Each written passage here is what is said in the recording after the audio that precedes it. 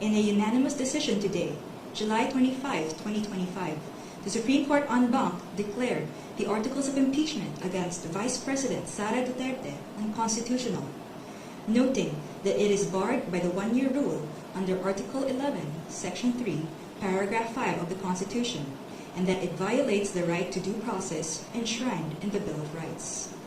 Therefore, the Senate could not acquire jurisdiction over the impeachment proceedings.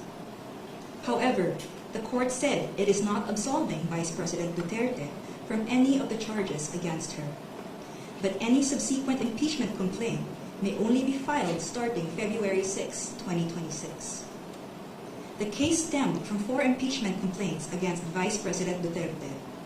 The first 3 were filed before the House by private individuals and different groups on December 2, 4, and 19 in 2024.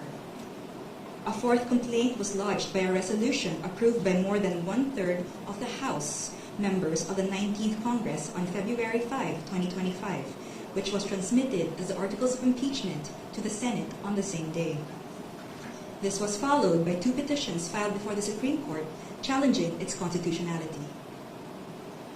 The Supreme Court decision written by Senior Associate Justice Marvic M.B.F. Leonen ruled that all legal issues involving impeachment proceedings are subject to judicial review, considering the nature of the offices and the institutions that are subject to impeachment, its effect on the independence of constitutional departments and organs, and its nature as a constitutional process.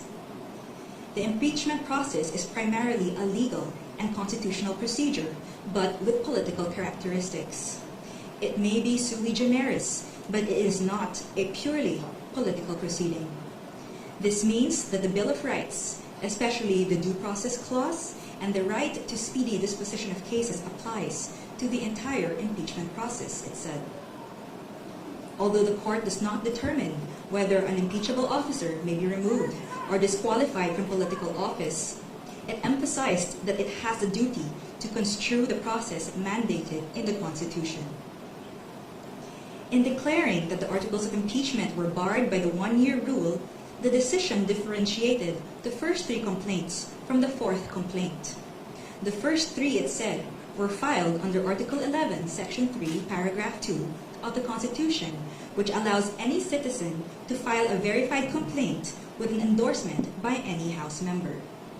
The 4th one was through Article 11, Section 3, Paragraph 4 of the Constitution, through a verified complaint or resolution filed by at least 1/3 of the House members.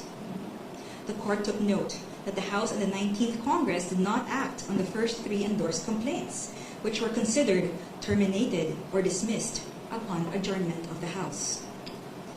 The 3 impeachment complaints were archived and therefore deemed terminated or dismissed on February 5, 2025. Therefore, no new impeachment complaint, if any, may be commenced earlier than February 6, 2026, the Supreme Court held. Under Article 11, Section 3, Paragraph 5 of the Constitution, no impeachment proceedings shall be initiated against the same official more than once within a period of 1 year. According to the decision, the one-year bar is reckoned from the time an impeachment complaint is dismissed or is no longer viable. A key issue in the petitions is whether the House complied with the 10-session day requirement under the Constitution for including a verified impeachment complaint in the order of business of the House. The court ruled that the House was able to comply with the requirement by putting the 3 endorsed impeachment complaints in the order of business of the House of Representatives, since a session day is not equivalent to a calendar day. It is a period that starts from a call to order until the session is adjourned, regardless of the passage of time. However, the court reminded the House that Article 11, Section 3, Paragraph 2 of the Constitution clearly requires that a verified impeachment complaint be immediately put in the order of business within 10 session days from its endorsement. The Constitution does not grant either the Secretary General or the Speaker of the House any discretion to determine when this period commences. Consequently, the House of Representatives is not granted any discretion except to refer these matters to the proper committee within 3 session days. However, the House may opt to consolidate all impeachment complaints properly commenced and endorsed within these periods. The court also determined that due process applies to the impeachment process. It laid down the following due process requirements in impeachment proceedings. First, the articles of impeachment or resolution must include evidence when shared with the House members, especially those who are considering its endorsement. Second, the evidence should be sufficient to prove the charges in the articles of impeachment. Third, the articles of impeachment and the supporting evidence should be available to all members of the House of Representatives, not only to those who are being considered to endorse. Fourth, the respondent in the impeachment complaint should have been given a chance to be heard on the articles of impeachment and the supporting evidence to prove the charges prior to its transmittal to the Senate, despite the number of endorsements from House members. The House of Representatives must be given reasonable time to reach their independent decision of whether they will endorse an impeachment complaint. The court, however, has the power to review whether this period is sufficient, but petitioner, who invokes the court's power to review, should prove that officials failed to perform their duties properly.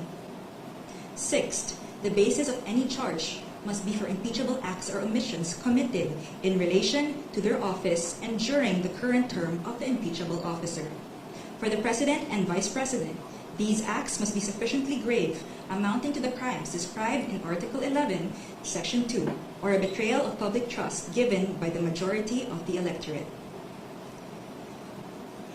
For the other impeachable officers, the act must be sufficiently grave that they undermine and outweigh the respect for their constitutional independence and autonomy. And seventh, to ensure that respondent in the impeachment complaint is heard under the requirements of due process in the procedure under Article 11, Section 3, Paragraph 4, the House of Representatives is required to A.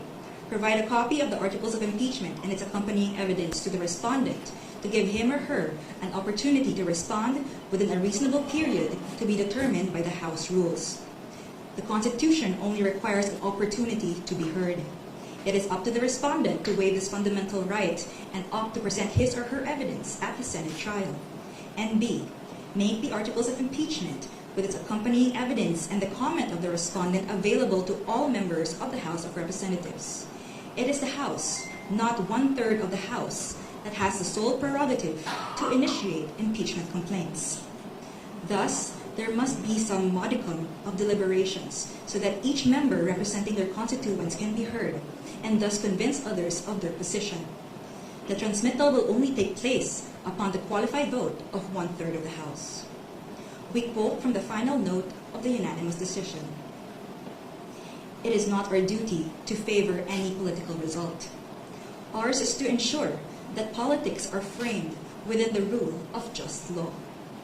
We cannot concede the sobriety of fairness inherent in due process of law to the passions of a political moment. Our fundamental law is clear. The end does not justify the means. We understand our history.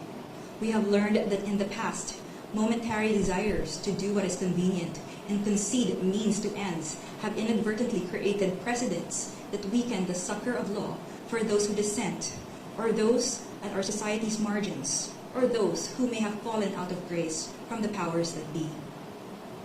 We have learned that the clash of political interests in the past, often disguised by noble intentions, has obscured the need to address the real problems of corruption, inequality, poverty, and disempowerment faced by our people. We will not allow that to happen again. We will not hesitate to declare what is legal, just, and right for our people. There is a right way to do the right thing at the right time. This is what the rule of just law means. This is what fairness or due process of law means, even for impeachment. End of quote.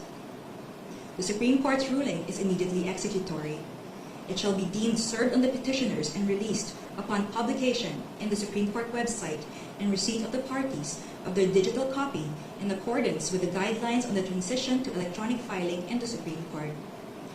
We urge everyone to read the full text of the decision and the concurring opinions. Thank you very much. Hi, Attorney. Muna na ako. Adrian Ayaling po, ABS-CBN. So, sa madaling sabi, wala pong magaganap na impeachment trial ngayon. Hindi pwedeng mag-hold ng impeachment trial ang Senado. Well, the court said that the House complaint versus the VP is unconstitutional and null and void, and therefore the Senate did not acquire jurisdiction to convene as an impeachment court. Hanggang until February 6, 2026 na hindi pwede. The February 6, 2026, that's the due date. I mean, that's the date until when another complaint can be filed Okay. or initiated. And wala na pong pwedeng magawa ang House of Representatives, as you said, immediately executory. It's immediately executory, but they always have the option to file a motion for reconsideration. Thank you, Attorney. Attorney, Ben Punta po sa Philippine News Agency. To clarify lang, it was a unanimous decision. There was no division among the justices. No It is a unanimous decision, although there were 2 justices who did not vote. May we know the 2 justices who did not vote? Yes, so that's Justice Benjamin Kagiwa, he inhibited, and there's Justice Maria Philomena Singh, who was on leave. Hi ma'am, Salima Refran of GMA. Ma'am, para po mas maintindihan ng publiko, ano po yung naging dahilan ng Korte Suprema kung bakit nga po naging null and void ito nga pong articles of impeachment at hindi po dapat matuloy ito nga pong impeachment trial laban kay Vice President Sara Duterte?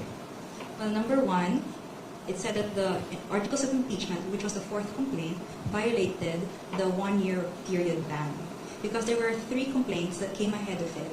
And although Congress was able to include it in the order of business, it did not refer it to the proper committee within the 3 days because they had to adjourn. So the Supreme Court said that they archived it, and as a result, it was terminated, therefore deemed it dismissed. So the 1-year ban will start or count from the time it was dismissed.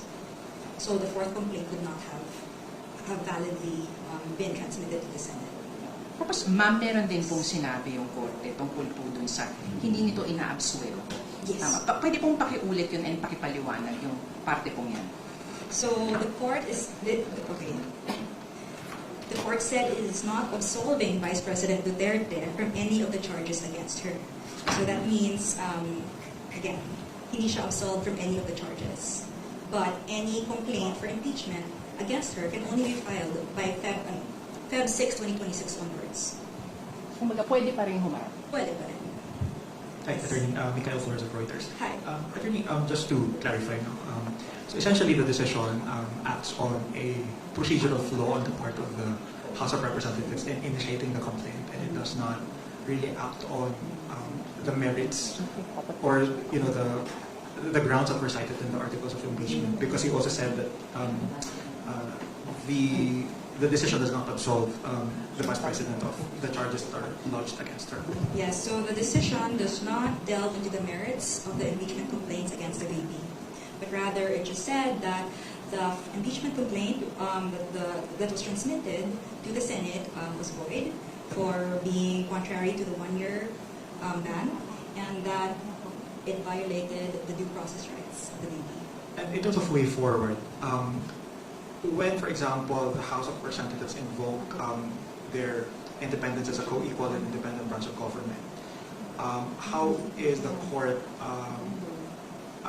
planning to weigh on a possible, constitutional crisis should they defy this order of the court and invoke their independence as a co-equal branch of government? Well, right now we cannot answer a hypothetical question such as that, but I am confident that the House and the Senate will respect the decision of the Supreme Court. Thank you.